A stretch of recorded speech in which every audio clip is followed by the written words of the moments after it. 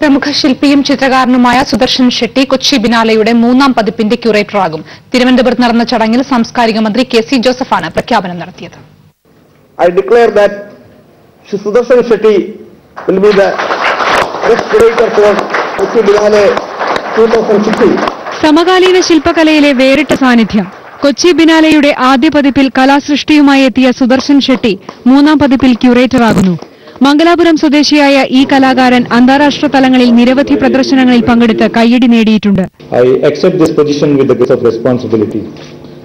Responsibility of looking forward to the future as a way of looking back at our own paths. ആശങ്കകളോടെയാണ് തുടക്കമായതെങ്കിലും ഇന്ന് Kochi biennale ലോക സാംസ്കാരിക വേദിയിൽ തലയെടുപ്പോടെ നിൽക്കുകയാണെന്ന് സാംസ്കാരിക മന്ത്രി കെ.സി. ജോസഫ് പറഞ്ഞു. 10 ലക്ഷത്തോളം ആസ്വാദകർ കൊച്ചി ബിനാലെ കാണാൻ ഇതിനകം എത്തി. 2016 ഡിസംബർ 12-നാണ് ബിനാലെയുടെ 3ാം പതിപ്പിന് തുടക്കമാകുന്നത്.